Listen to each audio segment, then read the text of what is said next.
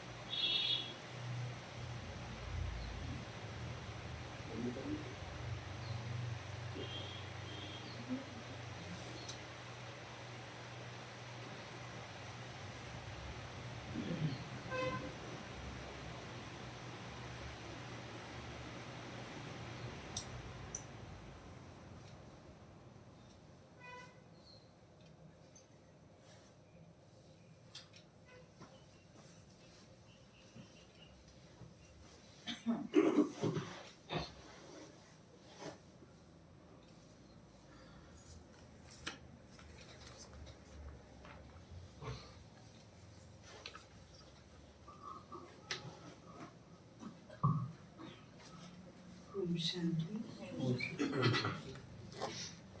आज ज्ञानी बाबा हम बच्चों को हमारे याद के सब्जेक्ट पर ध्यान खिंचवा रहे हैं। ज्ञानी बाबा ने बताया याद में मेहनत क्या है। याद सबसे सरल, सबसे अधिक प्राप्ति कराने वाला, परमात्मा के समीप ले जाने वाला, समान बनाने वाला, आत्मा को शक्ति और गुणों से भरपूर बनाने वाला सब्जेक्ट है। लेकिन हमें इसमें इंटरेस्ट नहीं है। इसमें ही आनंद, रस, खुशी, समय इन्वॉल्व नहीं होता।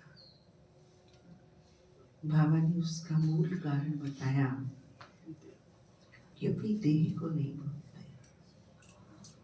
अपने निज स्वरूप में स्थित नहीं रहते।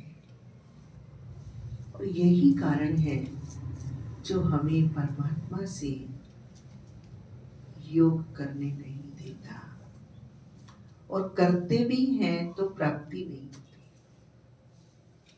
और प्राप्ति नहीं होती तो इंटरेस्ट नहीं चलता, और इंटरेस्ट नहीं है किसी भी कार्य में तो वो कार्य आनंदित नहीं करता। योग वो आनंद का विषय है जिसे हम अपनी देह को भूल जाएं, देह दुनिया को भूल जाएं, देह संबंधों को भूल जाएं, देह की प्राप्तियों को भूल जाएं, तो सर्व आनंद परमानंद ही परमानंद है और बिन कोड़ी खर्चे। दूसरा बाबा हम बच्चों को आज बता रहे हैं कि ज्ञान सागर शिव बाबा तो ज्ञान देता ही है, लेकिन ये जो निमित्त ब्रह्मा है ये भी कुछ शिव बाबा तन में नहीं होते और ये ज्ञान की बात सुनाता है। तो हमें ऐसा नहीं सोचना चाहिए कि ब्रह्मा ने सुनाया। बाबा ने कहा कि मैं साधारण से साधारण के तन में प्रविष्ट होकर अपना कार्य करा लेता हूं। मैं जब चाहे जिसमें प्रविष्ट होकर अपना संदेश दे देता हूं। इसे साधारण नहीं समझो, बल्कि बाबा इसके तन में कई बार नहीं होते और ये बाबा की बात समझाता है तो उसे बाबा की बात समझकर ही मानो। तीसरा बाबा ने आज कुमारियों को बहुत सावधान किया है। बाबा ने कहा कुमारियों को संग दोष से बहुत संभाल रखनी है। ये देह का भी हमारा कुसंग है और आत्माओं के वैरायटी स्वभाव संस्कार के भी कुसंग है, उनसे अपने आप को उपराम रखना है। बाबा ने एक और हमें बात बताई, जो बाबा के बच्चे हैं, बाबा से प्रीत निभाने वाले हैं, बाबा को अपना सर्वस्व समझकर चलने वाले हैं, वो कई बच्चे अंगूर ले आते हैं, आम ले आते हैं, कहते बाबा ये हम आपके लिए लाए हैं। बाबा कहते मैं तो भोगता हूं, मैं कुछ भी नहीं खाता हूं, पर तुम लाए हो तो बाबा को भोग लगाकर आपस में प्यार से बांट कर खा लो। बाबा खाता नहीं। तो ऐसे बाबा आत्मा और शरीर, ह्यूमन और बीइंग, ह्यूमन की सोच और क्रियाकलाप क्या है और बीइंग की सोच और क्रियाकलाप क्या है, दोनों का सूक्ष्म अति सूक्ष्म अंतर बता रहे हैं। और संगम युग है ही अशरीरी देही अभिमानी विदेही स्थिति की अनुभूति में रहकर अशरीरी विदेही निराकार परमात्मा पिता से सर्व प्राप्तियां करने का। सुनते हैं बाबा के ही महावाक्यों में बाबा की मुरली को। 24 तारीख के महावाक्य हैं। बाबा ने कहा मीठे बच्चे ये ज्ञान तुम्हें शीतल बनाता है। योगी बड़े परमार्थी शीतल जिनके अंग तपत बुझाए औरों की दे दे अपना संग। भोगी क्या करते हैं वो भी बाबा ने आज बताया है मुरली के अंदर। उनके लक्षण, उनकी क्वालिटी, उनका चाल चलन, उनका चिंतन, उनका चरित्र, उनके वाइब्रेशन क्या हो। मीठे बच्चे ये ज्ञान तुम्हें शीतल बनाता है। इस ज्ञान से काम क्रोध की आग खत्म हो जाती है। भक्ति से वह आग खत्म नहीं होती।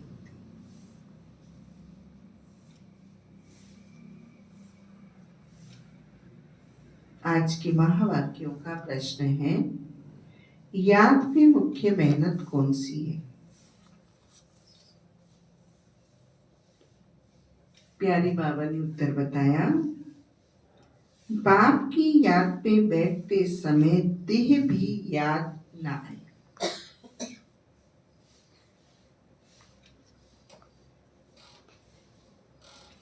आत्माभिमानी बन बाप को याद करो, यही मेहनत है। इसमें ही विघ्न पड़ता है, क्योंकि आधा कल्प देह अभिमानी रहे हो।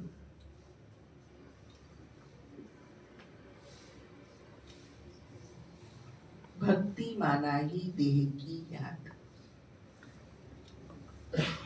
ओम शांति। तुम बच्चे जानते हो, याद के लिए एकांत बहुत जरूरत है।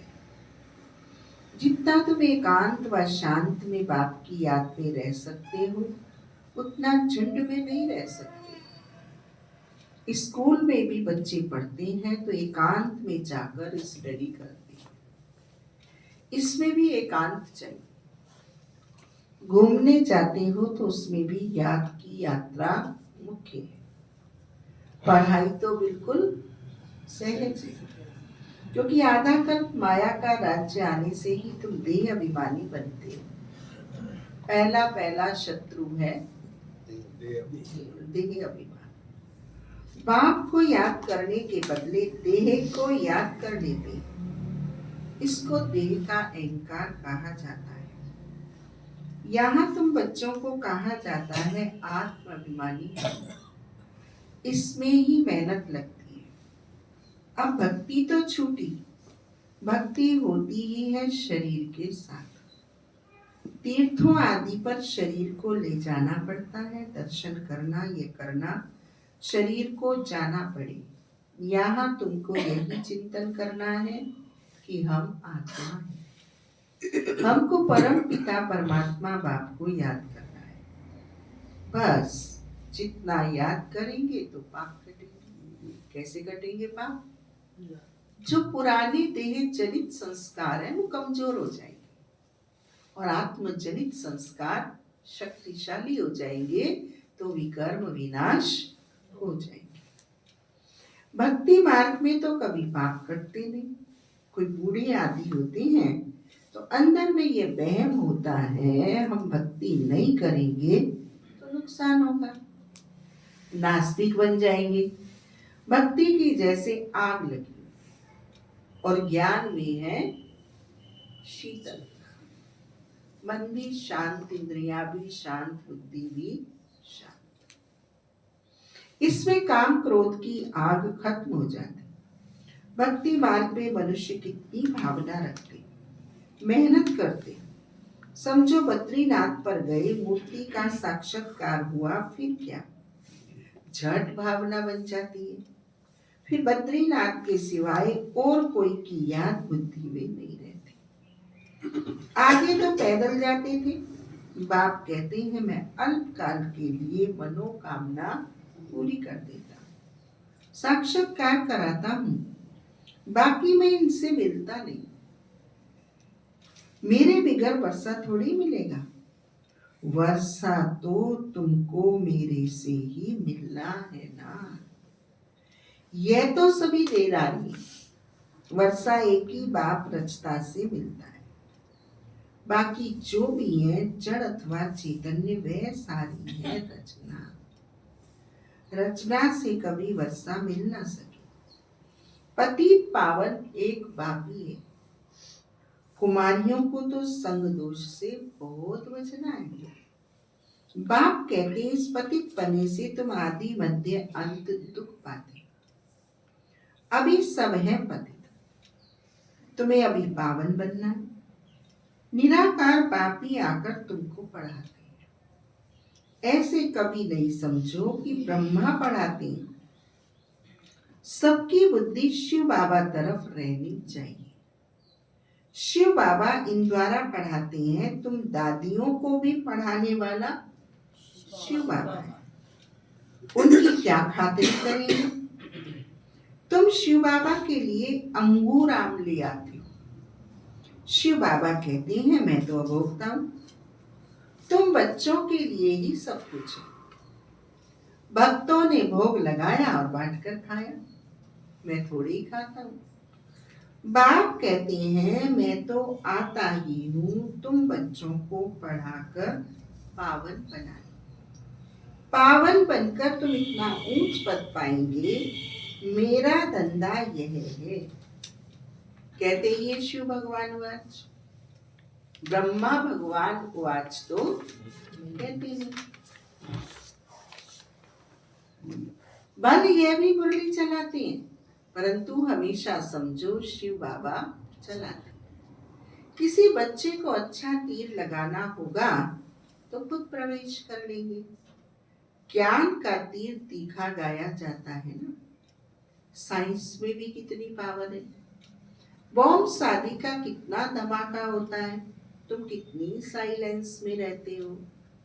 साइंस पर साइलेंस विजय पाती है। तुम इस सृष्टि को पावन बनाते, पहले तो अपने को पावन बनाना है। पहले तो अपने को पावन बनाने। आप मरे जगह पर ले, मेरे पास कुछ नहीं है तो मैं किसी को कुछ नहीं दे सकता। तो पहले अपने आप को परमात्मा से मजबूर करना है। ड्रामा को समझकर बहुत हर्षित रहना चाहिए। अभी हमको जाना है शांति धाम। बाबा कहते हैं वे तुम्हारा घर है, घर में तो खुशी से जाना चाहिए।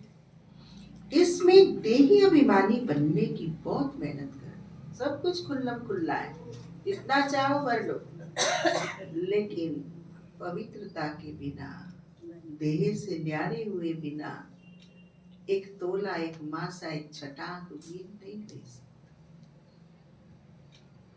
और इस पर हमारा फोकस होना चाहिए, और इस पर हमारा फोकस नहीं। पूरा संगम बीतता जा रहा है। इस याद की यात्रा पर ही बाबा बहुत जोर देते हैं। इसमें ही मेहनत है। बाप पूछते हैं चलते फिरते याद करना सहज है। चलते फिरते आंखों से, चरम चक्षुओं से मुझे बाबा दिखता है। मेरी कान की इंद्रिय में बाबा की मुरली दिन भर गूंजती है। मेरे कंठ में दिन भर मैं मेरे की जगह बाबा बाबा बोलता है। समझ लो बाबा मेरे से प्रसन्न है। और अगर ये तीनों कर्म इंद्रियां मेरी बाबा की आवाज को, धुन को, शब्द को, महावाक्य को स्मरण नहीं कर पा रही, सुन नहीं पा रही, देख नहीं पा रही, बोल नहीं पा रही, तो बहुत दूर गए। बाप पूछते चलते फिरते याद करना सहज है, एक जगह बैठकर याद करना सहज। भक्ति मार्ग में कितनी माला फेरते, राम राम जपते रहते हैं, फायदा तो कुछ भी। बाप तो तुम बच्चों को बिल्कुल सहज युक्ति बतलाते हैं। भोजन बनाओ, कुछ भी करो, बाप को याद करो। भक्ति मार्ग में श्रीनाथ द्वारे में भोग बनाते हैं। हमारे यहाँ तो परंपराएं, रीत रिवाज, संस्कृति में संस्कार ऐसे हैं कि हर कार्य भगवान के साथ करो। दीपावली के बाद देवता उठाए जगाए जाते हैं तो क्या कहते हैं, मैं पीसू तू पोए नारायण, मैं ओटू तू उठाए नारायण, मैं चलूं तू बतियाए नारायण। ना हर कर्म के साथ परमात्मा की कांटेक्ट और परमात्मा का कंबाइन स्थिति चलती है। भक्ति मार्ग में श्रीनाथ द्वारे में भोग बनाते हैं, मुंह को पट्टी बांध देते हैं, जरा भी आवाज ना। वह है भक्ति मार्ग। तुमको तो बाप को याद करना है। कैसे याद करना है? देह को भूलकर, देह संबंधों को भूलकर, देह की उपलब्धियों को भूलकर। हमारे तो ये होता है, हमारे तो वो होता है। नहीं, मेरे बाबा के ये होता है, मेरे बाबा ने ये सिखाया, मेरा बाबा ही कराता है, मेरे मम्मा को ये पसंद है, मेरे ब्रह्मा को ये पसंद है। ये रुचि, ये रोज, ये विषय अगर मेरे चिंतन में चलता है तो मैं बाबा के संगम युग के आनंद से आनंदित हूँ, लाभान्वित हूँ। तुमको तो बाप को याद करना है। वो लोग इतना भोग लगाते हैं, फिर वे कोई खाते थोड़ी हैं। पंडे लोगों के कुटुंब होते हैं, वे खाते हैं। तुम यहाँ जानते हो हमको शिव बाबा पढ़ाते हैं। भक्ति में थोड़े ये समझते हैं कि हमको शिव बाबा पढ़ाते हैं। वन शिव पुराण बनाया है, परंतु उनमें शिव पार्वती, शिव शंकर सब मिला दिया है। वह पढ़ने से कोई फायदा नहीं होता। हर एक को अपना शास्त्र पढ़ना चाहिए। भारतवासियों की है एक गीता, क्रिश्चियन का बाइबल एक होता है, देवी देवता धर्म का शास्त्र है गीता। उसमें ही नॉलेज है, नॉलेज ही पढ़ी जाती है। तुमको नॉलेज पढ़नी है। लड़ाई आदि की बातें जिन किताबों में है उससे तुम्हारा कोई काम ही नहीं है। हम हैं योग बल वाले, फिर बाहुबल वालों की कहानियां क्यों सुनी? तुम्हारी वास्तव में लड़ाई है नहीं। तुम योग बल से 5 विकारों पर विजय पाते हो। तुम्हारी लड़ाई है 5 विकारों से। वह तो मनुष्य मनुष्य से लड़ाई करते हैं, तुम अपने विकारों से लड़ाई लड़ते हो। ये बातें सन्यासी आदि समझा ना सके। तुमको कोई ड्रिल आदि भी नहीं सिखलाई जाती है। तुम्हारी ड्रिल है ही एक। कौन सी है हमारी ड्रिल? एक, अपने को आत्मा समझो, देह से अलग करो, परम धाम में बैठ जाओ, परमात्मा से कनेक्ट करो। सब अपने अंदर गुण शक्तियां भर के सारे विश्व को प्रदान करो। बस तुम्हारा तो इतना सा धर्म धंधा है। तुम्हारा है ही योग बल। याद के बल से 5 विकारों पर जीत पाते। ये 5 विकार दुश्मन है। उनमें भी नंबर 1 है देह अभिमान। बाप कहते हैं तुम तो आत्मा हो ना, तुम आत्मा आती हो, आकर गर्भ में प्रवेश करती हो। मैं तो इस शरीर में विराजमान हुआ हूं, मैं कोई गर्भ में थोड़े ही जाता हूं। सतयुग में तुम गर्भ में रहते हो, फिर रावण राज्य में गर्भ जेल में जाते हो। मैं तो प्रवेश करता हूं। इसको दिव्य जन्म कहा जाता है। ड्रामानुसार मुझे इसमें आना पड़ता है। इनका नाम ब्रह्मा रखता हूं, क्योंकि मेरा बना है ना। क्यों नाम रखा ब्रह्मा योगेंद्र जी? मेरा बना है ना। मेरा माने जो मेरे अनुकूल चले। मेरे अनुकूल माने शिव बाबा के अनुकूल चले। शिव बाबा निराकार तो ब्रह्मा निराकार बना। शिव बाबा निर्विकार तो ब्रह्मा निर्विकार बना। शिव बाबा निरंकारी, सारी दुनिया की गाली खाता है। ब्रह्मा ने सत्य के लिए सारी दुनिया की गालियां खाई, अंदर वालों की भी, बाहर वालों की भी, जानने वालों की भी, नहीं जानने वालों की। इसलिए वो निरंकारी बना। लेकिन अपने लक्ष्य को और अपने पुरुषार्थ को, अपनी मंजिल को उसने नहीं छोड़ा। इसलिए भगवान भी क्या कह रहा है, नोट कर लो डायरियों में। ड्रामानुसार मुझे इसमें आना पड़ता है। इनका नाम ब्रह्मा रखता हूं, क्योंकि मेरा बना है। और तो सब फेरे लगा रहे हैं, ये मेरा बना है। एडॉप्ट होते हैं तो नाम कितने अच्छे अच्छे रखते हैं। तुम्हारे में भी बहुत अच्छे अच्छे नाम रखे। लिस्ट बड़ी वंडरफुल आई थी संदेशी द्वारा। बाबा को सब नाम थोड़ी याद है। नाम से तो कोई काम नहीं। शरीर का नाम रखा जाता है ना। अब तो बाप कहते हैं अपने को आत्मा समझो, बाप को याद करो। बस तुम जानते हो पूज्य देवता वक्त।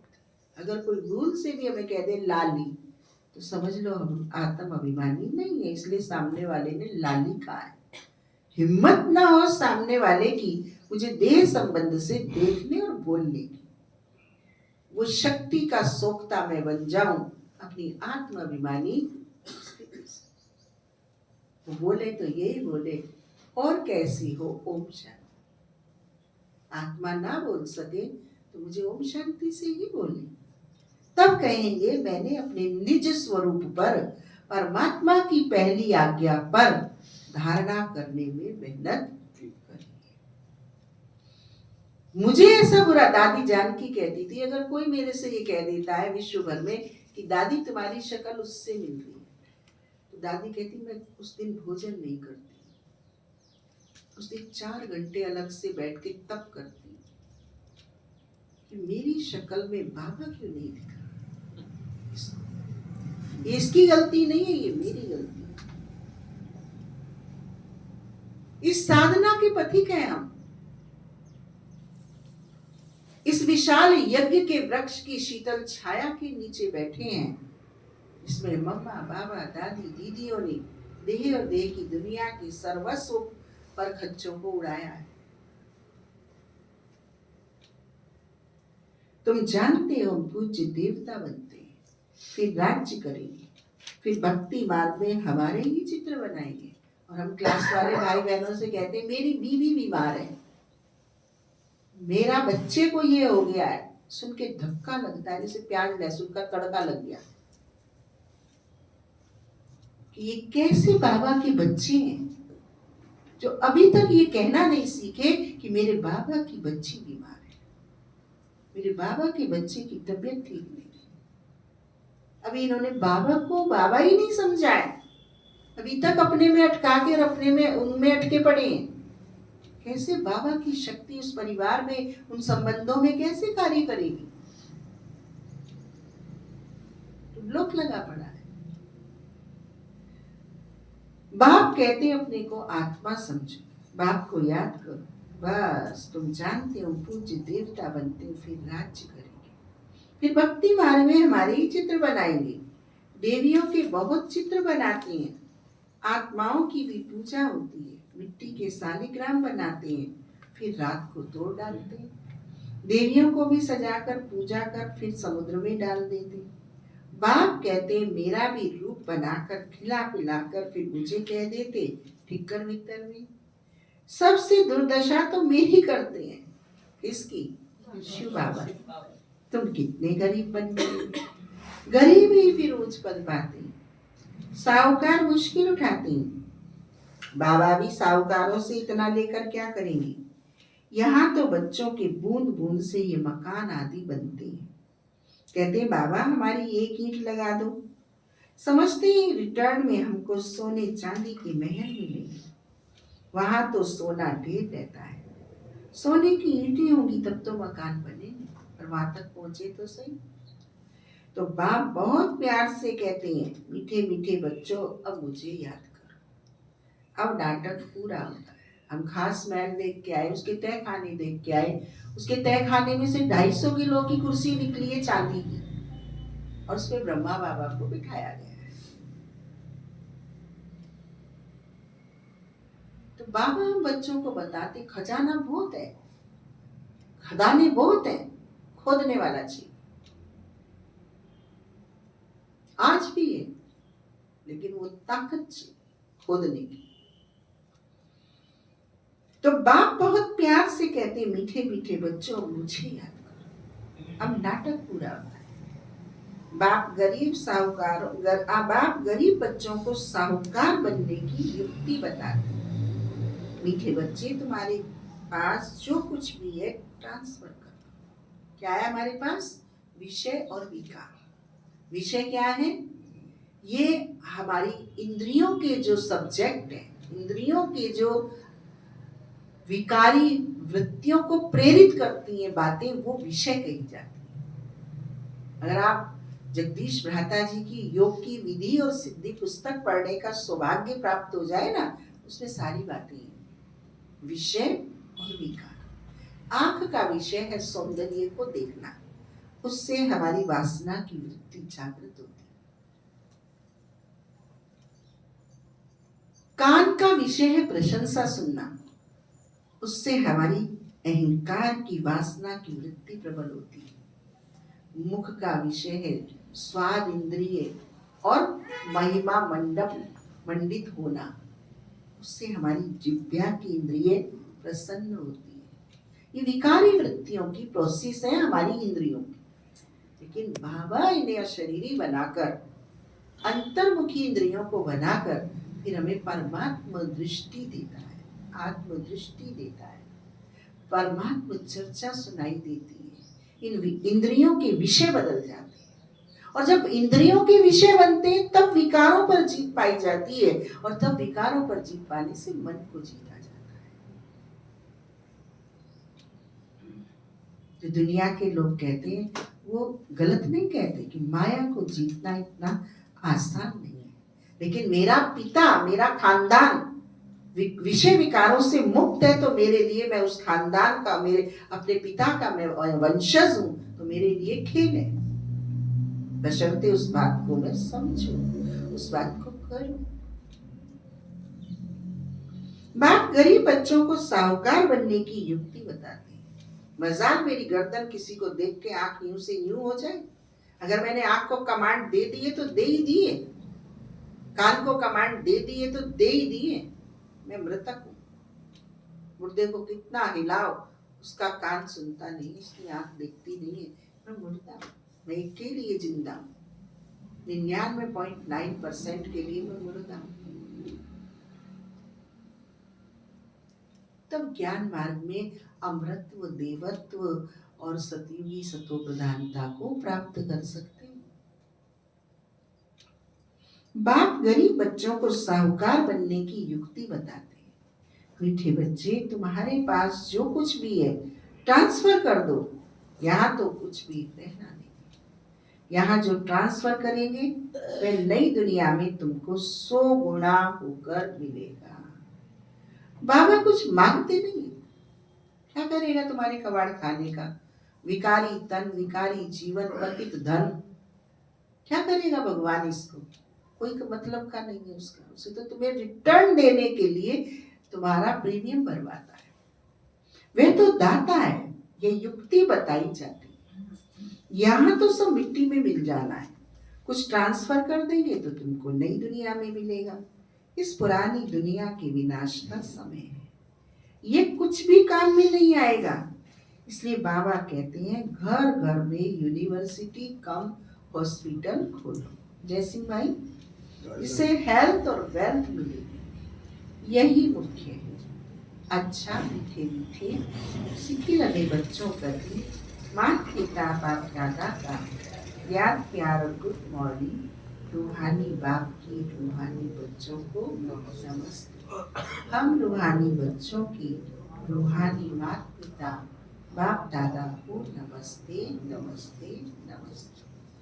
रात्रि क्लास 12/3/68, माना बाबा के शरीर छोड़ने से ये महावाक्य 8 महीने पहले मार्च के हैं और जनवरी में बाबा ने देह त्याग किया। इस समय तुम गरीब साधारण माताएं पुरुषार्थ करके ऊंच पद पा लेते, कारण सच्चाई और सफल। यज्ञ में मदद आदि भी माताएं बहुत करती हैं। पुरुष बहुत थोड़े हैं जो मददगार बनते हैं। माताओं को वारिस बने का नशा नहीं रहता, वह बीज बोती रहती हैं, अपना जीवन बनाती रहती हैं। तुम्हारा ज्ञान है यथार्थ, बाकी है भक्ति। रूहानी बाप ही आकर ज्ञान देते हैं। बाप को समझे तो बाप से वर्षा जरूर लेवे। तुमको बाप पुरुषार्थ कराते रहते हैं। बाप का वर्षा क्या है रोशन भाई? बाप का वर्षा है पवित्रता, बाप का वर्षा है शांति, बाप का वर्षा है अतीन्द्रिय सुख। वो मेरा पुरुषार्थ के स्तर में कहां तक बढ़ता जा रहा है, तो मैं सपूत लायक परमात्मा प्रिय संतान बन गया। मेरी प्योरिटी की डिग्री कहां तक बढ़ गई? प्योरिटी माने सोल कॉन्शियस, गॉड कॉन्शियस। इन 2 कॉन्शियस के सिवाय तीसरी कॉन्शियस मेरी खत्म हो गई। शांति, मन हलचल से परे, मन अच्छा, एक बल, एक भरोसा, एक के साथ बुद्धि।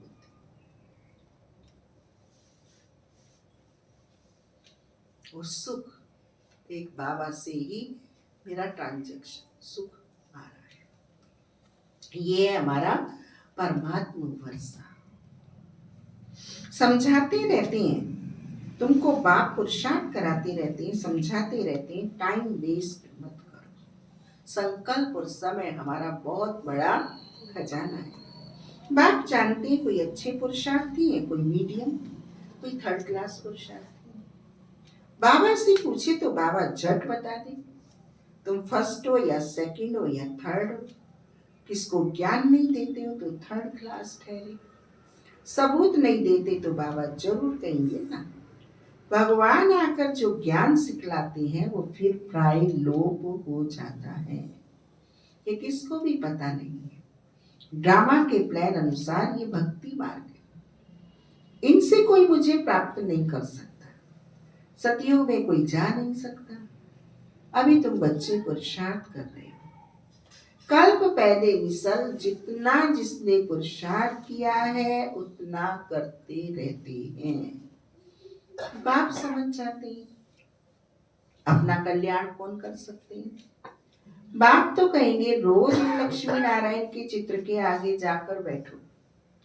बाबा आपकी श्रीमत पर यह वर्षा हम जरूर लेंगे। आप सामान बनाने की सर्विस का शौक जरूर चाहिए। सेंटर्स वालों को भी लिखता हूँ, इतने वर्ष पढ़े हो, किसको पढ़ा नहीं सकते हो तो बाकी पढ़े क्या। सुमन बहन, बच्चों को उन्नति तो करनी चाहिए ना। कौन कह रहा है? स्वरूपा माँ क्या कह रहा है? बच्चों को उन्नति तो करनी चाहिए ना। बुद्धि में सारा दिन सर्विस के ख्याल चलने चाहिए। तुम वानप्रस्थी हो ना।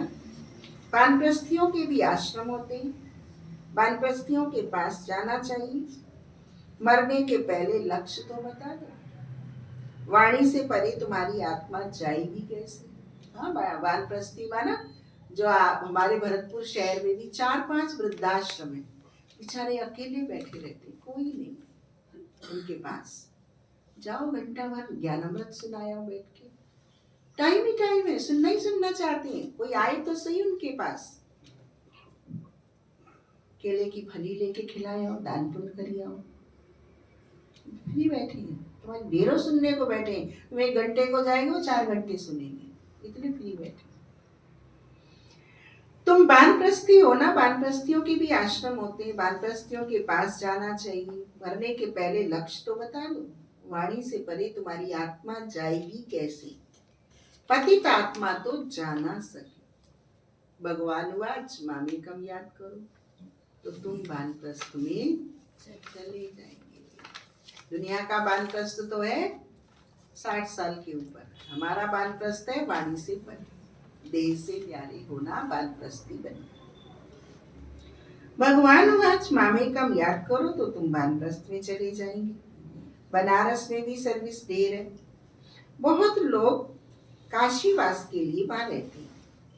सारा दिन कहते रहते हैं काशी, शिव काशी विश्वनाथ गंगा। तुम्हारे अंदर में सदैव खुशी की ताली बजती रहनी चाहिए। स्टूडेंट हो ना। बाबा ने यहाँ किसी को सेठ साहूकार स्वीकार नहीं किया है। बाबा ने हर एक को क्या खिताब दिया है? बच्चे, स्टूडेंट। सर्विस भी करते हैं, पढ़ते भी हैं। बाप को याद करना है, वर्षा लेना है। हम अब शिव बाबा के पास जाते हैं। यह है मन मना भाव। परंतु बहुतों को याद नहीं रहती। अब क्यों नहीं रहती याद? सुन लीजिए कान खोल के। जगमई करते रहते हैं। हम तो बहुत अच्छा पुरुषार्थ करना चाहते हैं, पर दीदी है कि करने ही नहीं देते। अब दीदी को सुधार लो, दीदी तुम पे सुधरनी नहीं है और तुम्हारा समय बीतता जा रहा है। क्योंकि जिसमें खुद को नहीं सुधारा जाता वो किसी को भी नहीं सुधार सकता। जगमई करते रहो। मूल बात याद की। याद ही खुशी में लाएगी। सभी चाहते तो विश्व में शांति हो। बाबा भी कहते उन्हें समझाओ कि विश्व में शांति अब स्थापन हो रही है। इसलिए बाबा लक्ष्मी नारायण के चित्र को जास्ती महत्व देते हैं। बोलो ये दुनिया स्थापन हो रही है जहां सुख शांति पवित्रता सब था। कैसी थी लक्ष्मी नारायण की दुनिया? लक्ष्मी नारायण का चित्र जेब में रखने से, घर में लगाने से काम नहीं चलेगा। उनके जैसे भाव स्वभाव संस्कार को बनाने से हम लक्ष्मी नारायण की दुनिया में जा सकते। लक्ष्मी नारायण बनने की तो बात ही अलग है। वो तो एक संकल्प और एक समय की बेला को श्रीमत के विपरीत चल नहीं सकते। क्वालिटी होगी लक्ष्मी नारायण बन की, होनहार वीरवान के ओत चीकने। ये तो हम शब्दों के पुआ खा ले। बाबा ने भी हमें कहा मुख में गुलाब जामुन, उमंग उत्साह में आ जाओ, लेकिन अपने थ्योरी और प्रैक्टिकल को, लक्ष्य और लक्षण को मिलाना होगा कि कहाँ तक मम्मा बाबा के समान मेरा चिंतन, अध्ययन, साधना, संयम, अनुशासन, सेवा कहाँ तक मेरे जीवन में है। बोलो, ये दुनिया स्थापन हो रही है जहाँ सुख शांति पवित्रता सब था। सभी कहते हैं विश्व में शांति हो, प्राइज भी बहुतों को मिलती रहती है, नोबेल पुरस्कार, पीस पुरस्कार सबको मिलते रहते हैं, ढेरों मिलते हैं। वर्ल्ड में पीस स्थापन करने वाला तो मालिक होगा ना। इन्होंके राज्य में विश्व में शांति थी, एक भाषा, एक राज्य, एक धर्म था। बाकी सभी आत्माएं निराकारी दुनिया में थी। ऐसी दुनिया किसने स्थापन की? एक मेरे बाबा। क्या आवाज निकले? एक मेरे बाबा। पीस किसने स्थापन की थी? फॉरेनर्स भी समझेंगे ये पैराडाइज था, इनका राज्य था। वर्ल्ड में पीस तो स्थापन हो रही है। बाबा ने समझाया था प्रभात फेरी में भी ये लक्ष्मी नारायण का चित्र निकालो, जो सभी के कानों में आवाज पड़े कि ये राज्य स्थापन हो रहा है। नर्क का विनाश सामने खड़ा है। यह तो जानते हैं ड्रामानुसार शायद देरी है, बड़ों की तकदीर में अभी नहीं है, फिर भी बाबा पुरुषार्थ कराते रहते हैं। ड्रामानुसार सर्विस चल रही, जो भी कुछ हो रहा है बाबा कहते ड्रामानुसार चल रहा है। तिल घटेगा नहीं, मासा बढ़ेगा। अच्छा, गुड नाइट। धारणा के लिए मुख्य सार, पहला पॉइंट, संग दोष से अपनी बहुत बहुत संभाल करनी।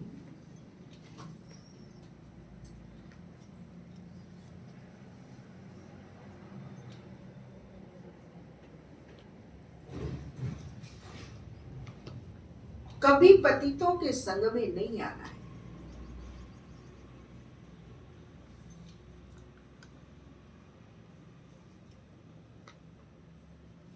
साइलेंस बल से सृष्टि को पावन बनाने की सेवा करनी।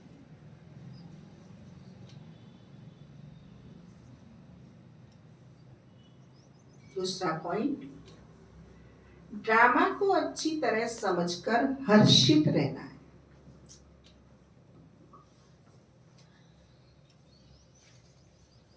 अपना सब कुछ नई दुनिया के लिए ट्रांसफर करना है। सबसे पहले अपने मन को ट्रांसफर करना है, फिर बुद्धि को ट्रांसफर करना है, फिर विचारों को ट्रांसफर करना है, फिर संस्कारों को ट्रांसफर करना है, फिर उपलब्धियों को ट्रांसफर करना क्रमशः है। आज सतगुरु इस पर चिंतन करें। आज हम दिन भर अपना सब कुछ नई दुनिया के लिए ट्रांसफर करना है। कैसे करना है और क्या करना है? ट्रांसफर। आज सतगुरु बाबा ने हम बच्चों को वरदान दिया, बाप द्वारा सफलता का तिलक प्राप्त करने वाले सदा आज्ञाकारी दिल तख्त नशीन भव। बाप द्वारा सफलता का तिलक प्राप्त करने वाले सदा आज्ञाकारी दिल तख्त नशीन भव।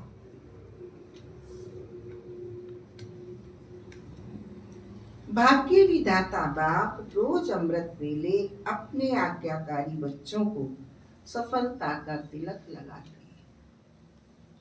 आज्ञाकारी ब्राह्मण बच्चे, हीरा बहन क्या कर रही हो? आज्ञाकारी ब्राह्मण बच्चे कभी मेहनत व मुश्किल शब्द मुख से तो क्या संकल्प में भी नहीं ला सकते। वे सहज योगी बन जाते हैं। इसलिए कभी भी दिल शिकस्त नहीं बनो, लेकिन सदा दिल तख्त नशीन बनो। किसका दिल तख्त खाली पड़ा है? परमात्मा का। ताकत है तो बैठो उस पे चढ़ के। रहम दिल बनो। अहम भाव और वहम भाव को समाप्त करो। अहम भाव और वहम भाव को समाप्त करो। तीसरा कौन सा भाव पैदा करो? रहम भाव, क्षमा भाव पैदा करो। खुद को भी क्षमा करो। आज के महावाक्यों का स्लोगन है, विश्व परिवर्तन की डेट नहीं सोचो, स्वयं के परिवर्तन की घड़ी निश्चित करो।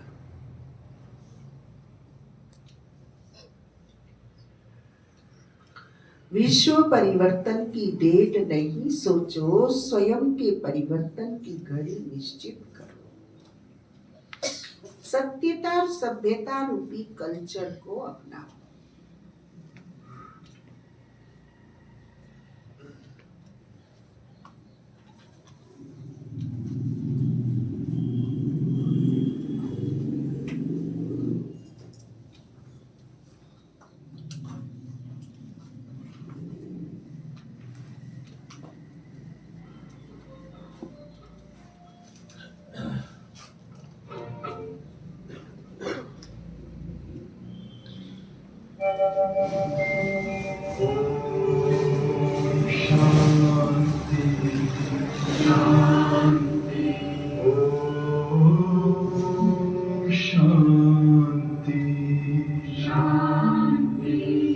अंतर मन में ज्योति जगा लो, होगा दूर अंधेरा।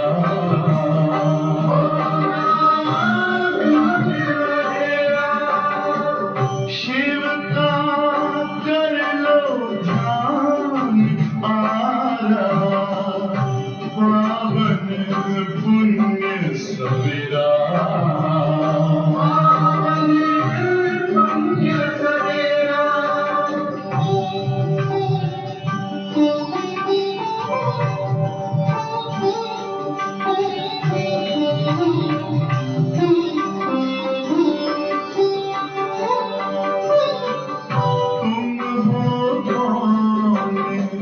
कहाँ से आए अपने आप को जानो, राजयोग के द्वारा अपना परम पिता पहचानो। इसी राजपथ पर चलकर तुम पालो अपना बसेरा।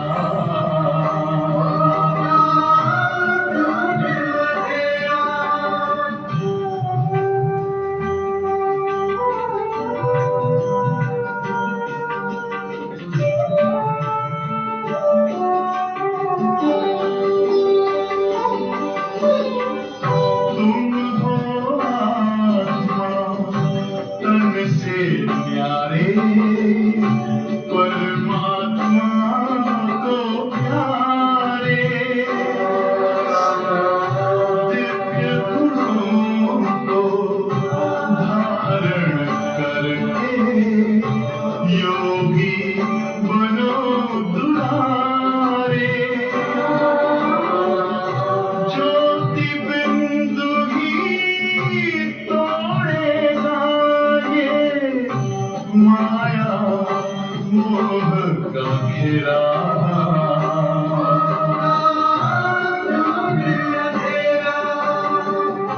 अंतर मन में ज्योति जगा लो, होगा दूर अंधेरा।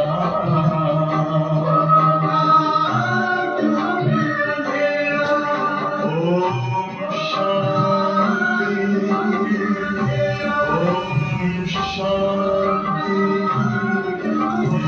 ओम शांति।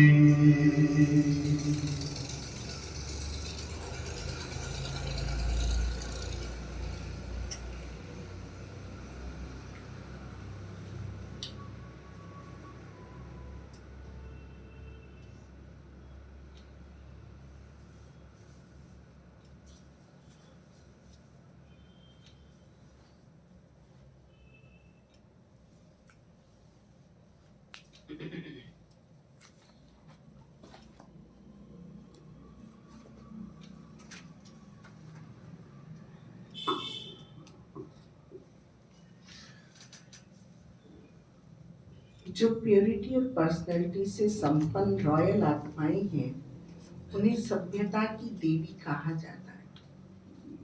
पर्सनैलिटी, प्योरिटी की पर्सनैलिटी से संपन्न रॉयल आत्माएं हैं उन्हें सभ्यता की देवी कहा जाता है।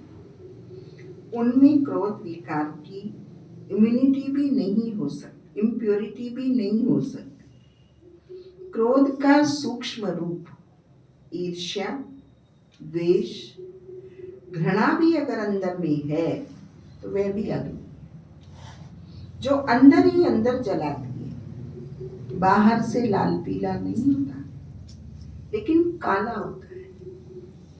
तो अब इस कालेपन को समाप्त कर सच्चे और साफ ओम शांति। इस बार की ज्ञानामृत में ईर्ष्या के ऊपर बहुत अच्छा लेख आया, मौन के ऊपर बहुत अच्छा लेख आया है, दादी जानकी जी के ऊपर बहुत अच्छा लेख आया है।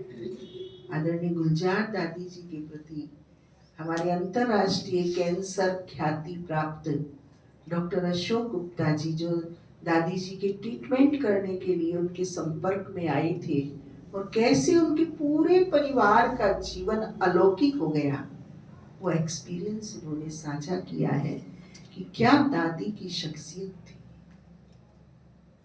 जो कल की संडे की मुरली थी, स्वमान में रहना, सबको सम्मान देना, क्या डिग्निटी थी, रॉयलिटी थी, प्योरिटी की पर्सनैलिटी थी दादियों की। धन्य है ये आत्माएं जिन्होंने उनको बिना परिचय के जाना और पहचाना और उनसे परमात्मा ने उनकी सेवा कराई। ज्ञानामृत पत्रिका में एक से बढ़ के एक आर्टिकल है, यदि हम उसको पढ़ते हैं तो हमारी आत्म अभिमानी स्थिति बन जाती है। किस किस ने पढ़ी है ज्ञानामृत? मार्च की दे दी या हाँ, मार्च की ये वाली आई है भैया। नहीं?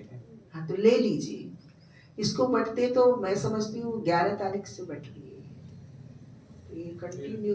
सबसे पहले जयसिंह भैया नहीं थे उस दिन, हमारी जागृति दीदी से बंटवाई थी, सोमवार का ही दिन था, आज भोग लगाने गई थी और फिर कंटिन्यू हर गुरुवार को हर रविवार को काउंटर लगता है, मीडिया ज्ञानामृत दोनों डिस्ट्रीब्यूट होती। बहुत प्यारे आर्टिकल है, एक से